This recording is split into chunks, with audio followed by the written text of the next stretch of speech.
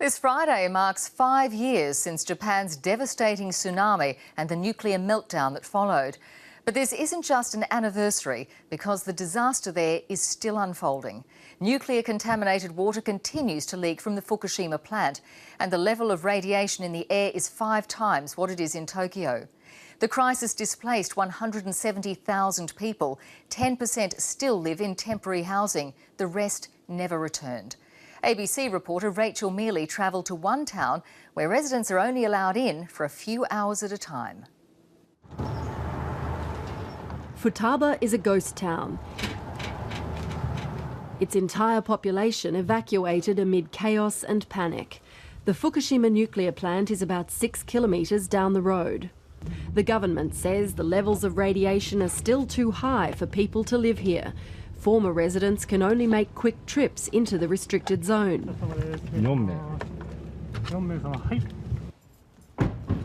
Yuji and Serena Onuma ran a real estate business, renting rooms to power plant workers. They bought their house 6 years before the disaster.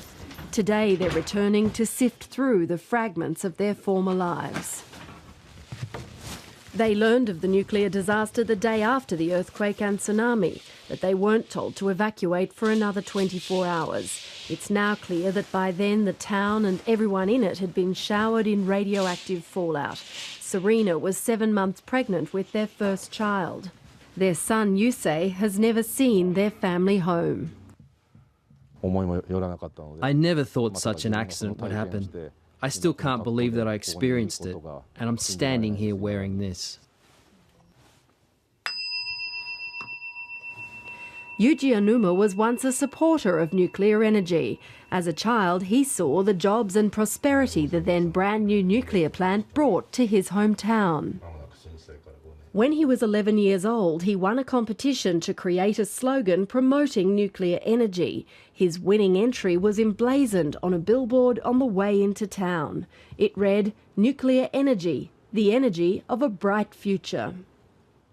The letters were removed from this sign only a few months ago. Yuji Onuma wanted his winning slogan to stay where it was, as an ironic reminder to future generations of the dangers of nuclear energy.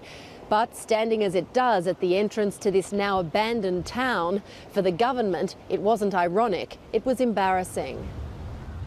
Now the billboard stands empty above his empty town. Nuclear energy has taken away my dream and my life, and the bright future has become a catastrophe for us. I had a vision that my children would someday graduate from the same school as me, but all my plans are destroyed, and there are no future prospects. I can't restore my life here, and that's the reality. Clean-up crews have removed tainted topsoil from towns and riverbeds. Black bags of radioactive waste now sit where rice once grew. Environmental group Greenpeace says the clean-up is window dressing. The radioactivity, particularly radioactive cesium, will be in the forests, in the mountains, in the rivers for over 300 years, causing problems and radiation risks to the environment and human health. So there's a myth being created that 5 years after the accident, the Japanese government is well on its way to recovery. Just not true. As the years tick by, the government hasn't yet decided whether or not it will buy back houses and land in the affected area. For Yuji Onuma and many thousands more, the bright future they once dreamed of is clouded by uncertainty. Rachel Mealy, ABC News, Fukushima. You're watching ABC News Sunday. Still to come. I'm Barbara Miller in the Arctic Circle. Coming up, we're going to take you deep inside this mountain to what's known as the Doomsday Vault, a modern-day Noah's Ark. The remote bunker where scientists are safeguarding the world's future.